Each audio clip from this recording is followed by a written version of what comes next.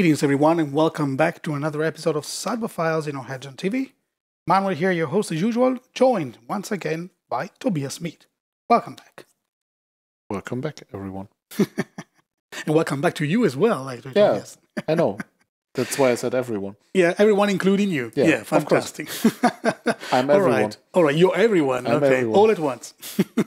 Very good. Okay, so thank you for being here once again. Thank you for shedding some lights on a few more matchups that actually you played during Grand Prix Birmingham, because we are talking again about Czech Pile, the deck that you played at the Grand Prix. Legacy portion, of course. Very good result. 11-4 score at the end. Some pro points. So congratulations to you once again. Thank you. And yeah, the list, of course, is the one that you played at the GP, the one we see right now on screen. And the sideboard also hasn't changed, of course. Nope. Always the same stuff. So we can just start straight away with the first matchup that we want to talk about in this episode. By the way, before we start, if any of you at home would like to know more about the sideboard choices and the main deck configuration that Tobias decided to play for the Grand Prix, you can watch our previous episode that we did on the Czech Pile. Yep. So make sure you watch that one. Don't miss it. You will get all the information you need. And just write in the comments. I will definitely answer if I see something. Fantastic. Absolutely. Thank you very much. So now we can just start with the matchups. And the first one we can talk about is actually the mirror match. Because this is another thing that is pretty likely to happen in a competitive environment. What's your approach in the mirror? So my approach in the mirror is grinding my opponent out. Okay, so, you want to be the grindier. Yeah, I want to have more 2-for-1s, and I want to have like the good answers with the red blasts. Okay, these are your objectives in the game's post-sideboard, yeah? More 2-for-1s, more advantage, more answers. And don't mulligan if possible. Yeah, sure. Because that's like the first 2-for-1 against you if you mulligan. Yeah. I mean, in like these matchups, you can be really liberal with what you keep, as long as it has like a decent portion of lands and spells. So as long as you have like 3 lands at least, I think anything is keepable, unless it's like only lands maybe. Yeah. But sometimes even like keeping 1 or 2 spells is fine. It's fine, as long as you have your 7 cards. Yeah. Right, okay. Because you get hymned anyways on turn 2. All right. Then we can just go straight over for the cyber plans then. Okay, so what do you side out and what do you side in the mirror? So in the mirror, of course, the Force of Wills, you know by now it's a fair matchup. What do you do? Board out the forces. Sure. Absolutely. You don't fear like a single card. You just fear card disadvantage, and it's card disadvantage in the card almost always. Unless you can hardcast it, but 5 mana counterspell. Why not play actual counterspell? What I actually do. Yeah, true. And besides that, board out 1 Thoughtseize and 1 Ponder. The Thoughtseize, the reasoning again is you might get into top deck mode where Thoughtseize is not as strong. Or the other reasoning is, well, you might Thoughtseize then on turn 1, and then you see like 2 Baleful Strix, a Hymn to Turak, Snapcaster. What do you take? You don't know, because all the cards are similarly powerful. Sure. So and they use their turn 2 anyways to play like a 2-for-1 when you just played a 1-for-1 on your turn 1. Yeah, you see like not the best card. Yeah, and the Ponder, because we just need plays, and Ponder is like one of the weakest cantrips, and there's what I said even in the episode before. You tend to float your Ponders with when you have Jace with Brainstorms active. You tend to float Ponders anyways and shuffle them away. That's where you realize, okay, this card is normally not what I want. You want to have like more impactful cards straight away in your hand, preferably in your starting hand. Yeah. So what you bought in is like all these 3 here. Yeah, with Sylvan Library, Hymn to Turak, and Liliana, the Last Hope, because Hymn to Turak 2-for-1, Sylvan Library, if you untap with it, get 1 activation, just pay 8 mana, 2-for-1. 8 life, sorry. 8 mana would be too much. 8 mana. That would be too much. Yeah. A life is what I meant. And Liliana, the Last Hope, you can kill like Snapcasters or Baleful Strixes, and you can rebuy, what's more important, you can rebuy your own Snapcasters, Baleful Strixes, Leovolts, value. And besides that, you bought in all the 3 red blasts. Okay. That's about it. Okay. Because the rest you normally don't need. I like to keep in the Edict in the main deck and normally don't add another one because one is fine, can kill like Death Rites, can kill Leovolds at times, but normally it's not like the best deck and it's one of the cards that normally tends to float with the ponders on top of your deck when you're Jace brainstorming. But in some situations it's it's still fine. Yeah. All right. Besides that, what might be also notable, what you keep in is like the Toxic Deluge. Yeah.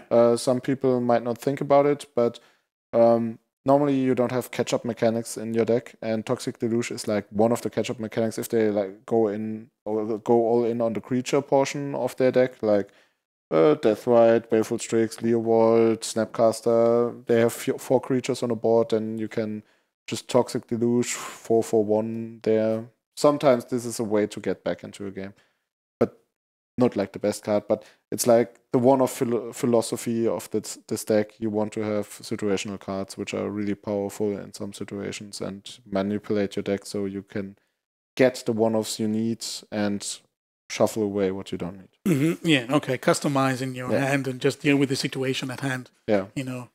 Straight away. Right, okay, I think we said it all for this matchup. Yeah. Okay, we can go for the next one. Steel Stompy, very popular.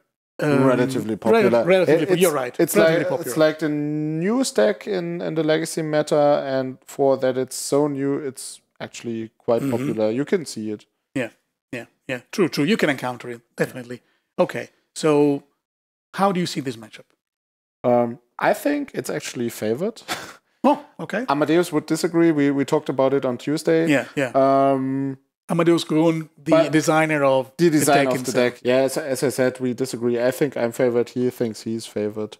The thing is, the main angle of attack against most Legacy decks is like the Shadows, for example. Yeah. And especially the Soul Lands. So they play out powerful 2-mana drops as early as turn 1.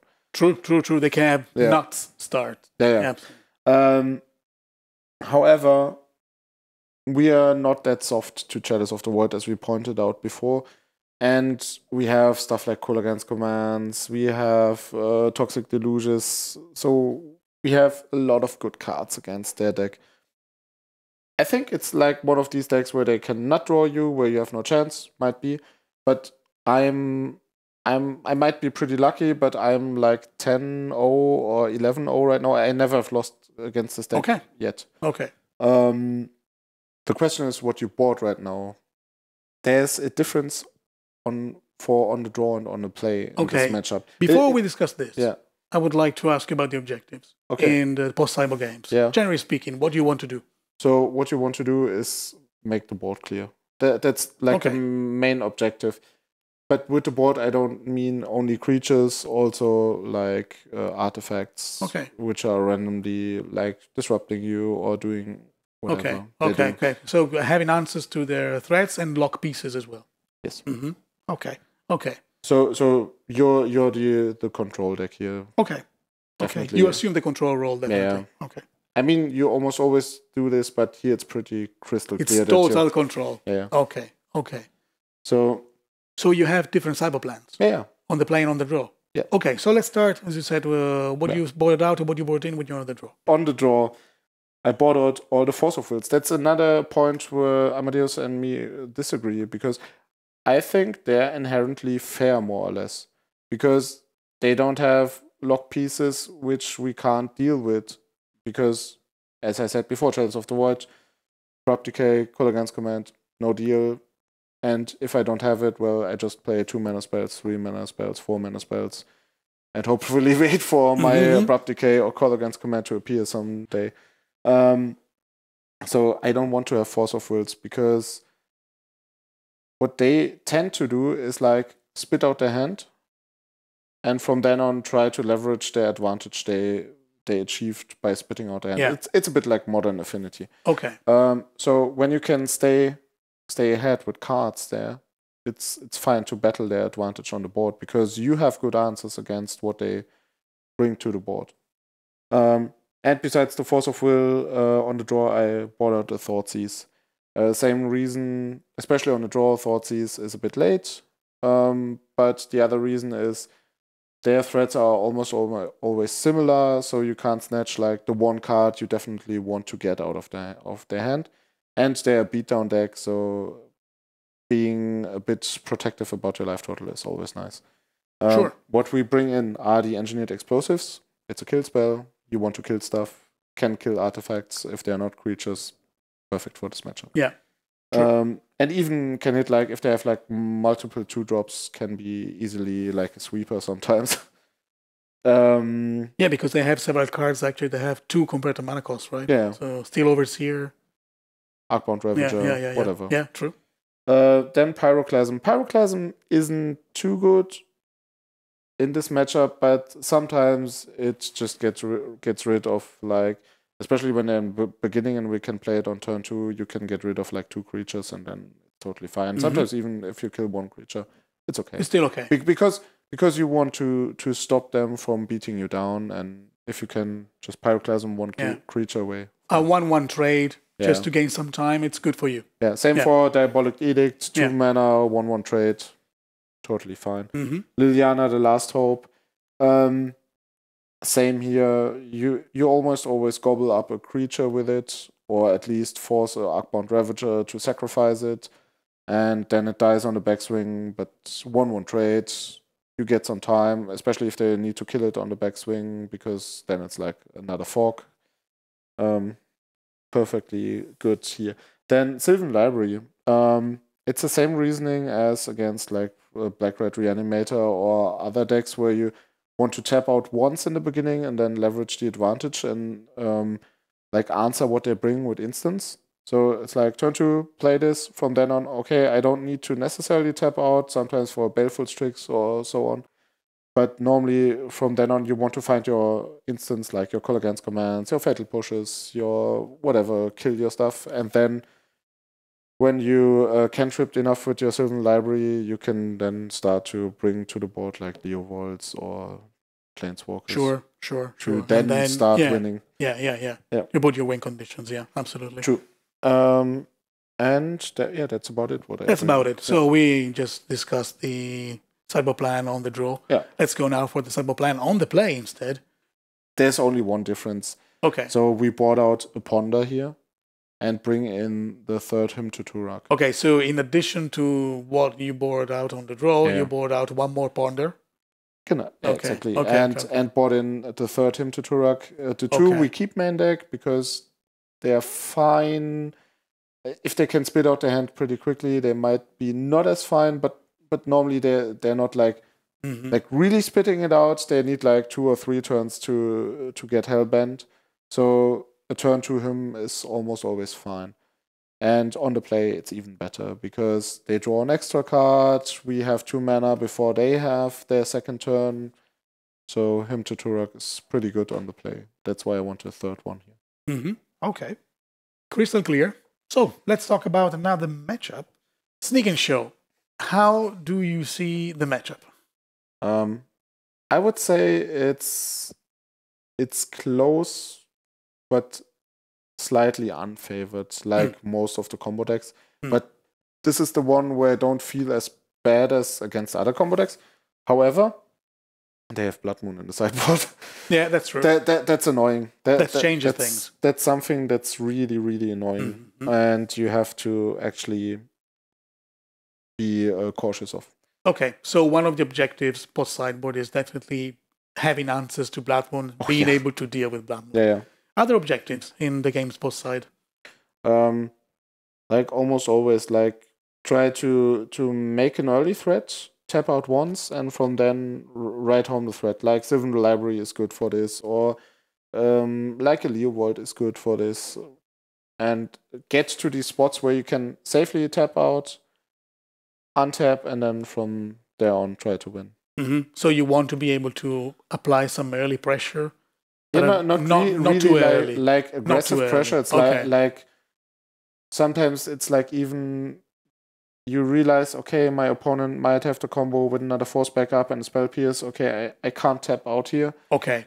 I have to pass the turn, and then somehow they want to be proactive. You get into a counter war, win the counter war, and then you realize, okay, now it's time to play my Leovold, and from there on, hopefully. Okay, so this is the way you want to play it. Yeah. So you want to prevent them from executing their combo. That's priority. Yeah, you don't want to have a solution when the creature is number there. one, because when they combo, you almost always die, and when you die, any other plans are futile. You don't want to find a solution to the problem. You want to seize the problem from being a problem at all. So you want to prevent them from executing their combo, and then you want to apply your pressure and win the game. Okay. We will see in the sideboarding where this theory really holds true, because Sneak and Show is a fatty deck, a bit like Black Red Reanimator.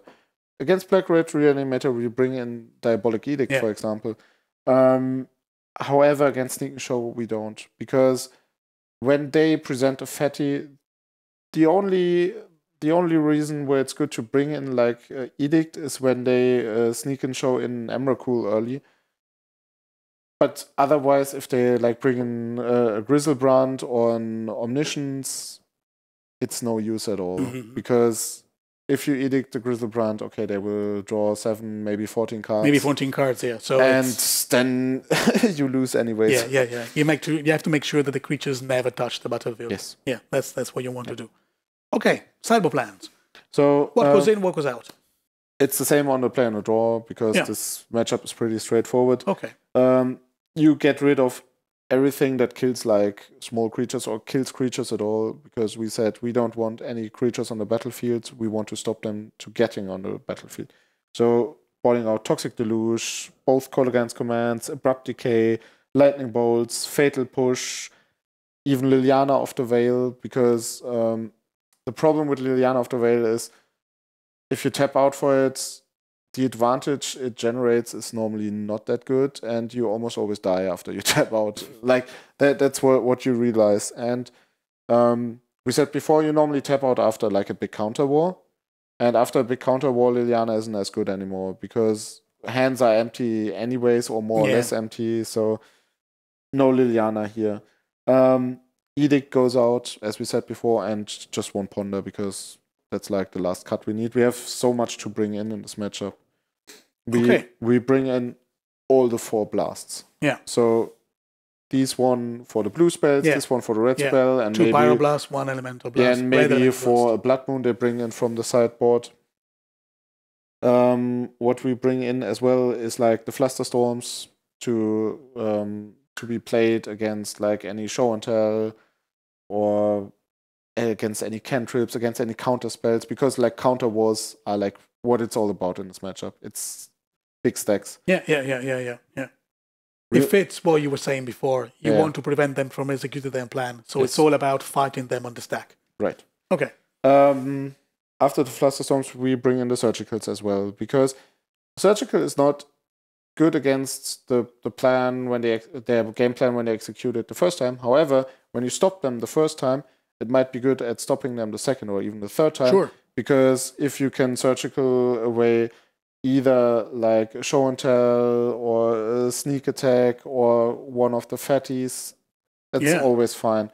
And if you can like Surgical away like Emrakul and Grizzlebrand, you're golden. Surgical away like sneak attack and show and tell, you're golden.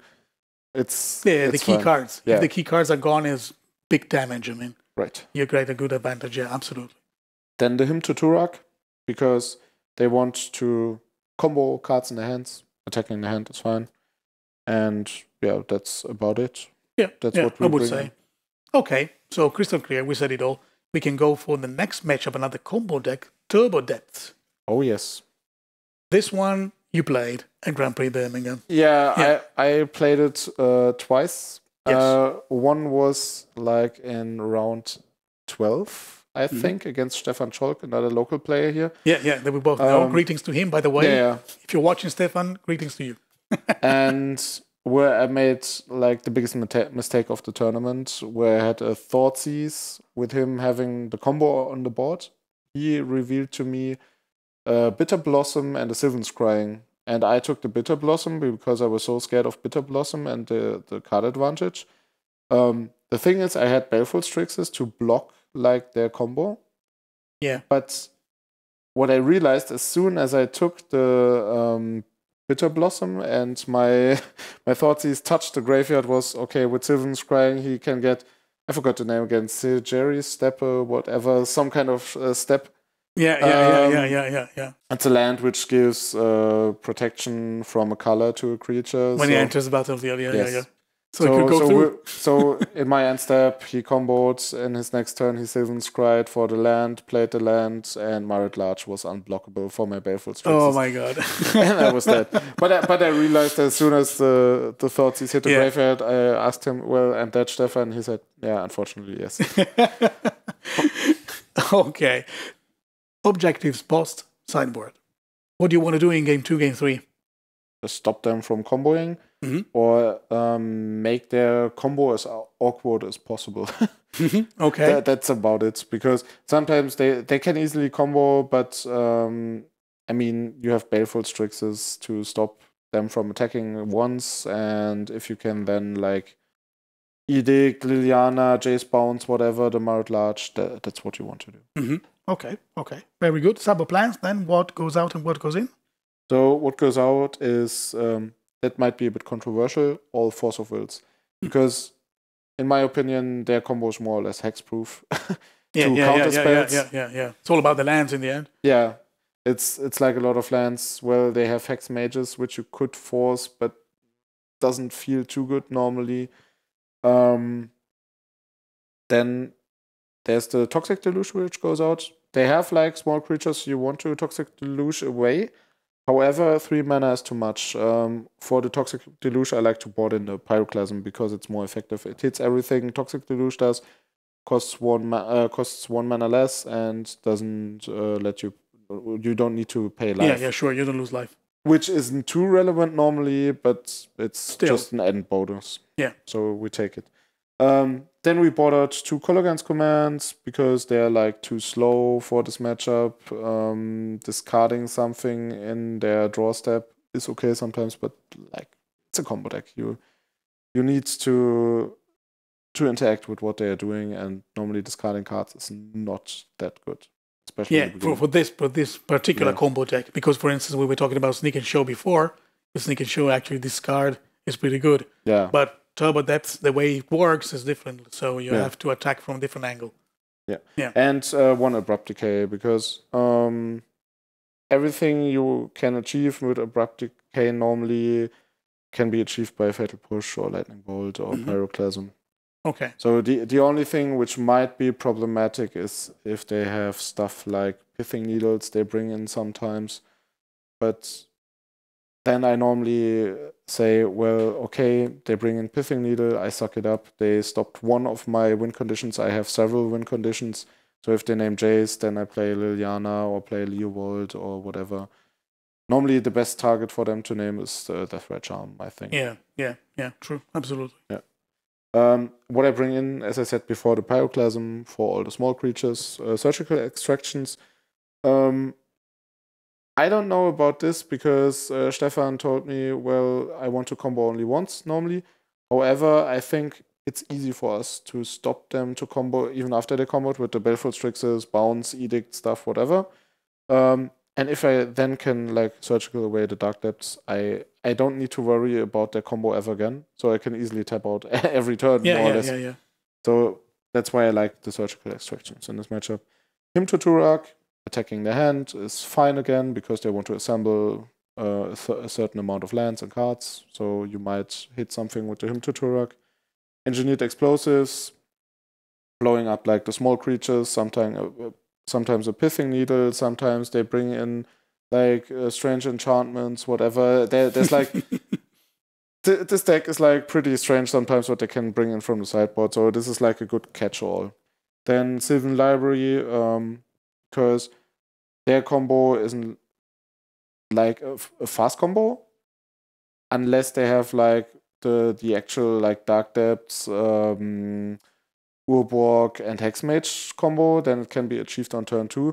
But normally it's like, okay, I need 3 mana at least. Yeah, it's not so common that they have this super fast start. Yeah, I agree. And even if they have the super fast start, you can almost always see it coming. And then you can play around it. Because if they start with an Urborg, then you might be a bit more cautious with what you do.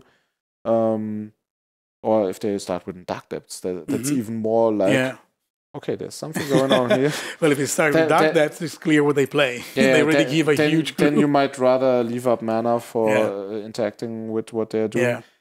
But Sylvan Library is pretty good because tapping out turn 2 and then filtering through what you need is fine. Yeah. You want to fight your Wasteland, as we mentioned before, to break up the combo and the edicts and so on. Yeah, and then the additional edict, of course. Yeah, sure. Because you want to have to. Excellent. Yeah. Okay, great. I think we said it all. Hopefully. And we also reached the end of the episode, I believe. Yeah. Thank you for sharing these insights. Thank you for sharing your experience there at Grand Prix Birmingham.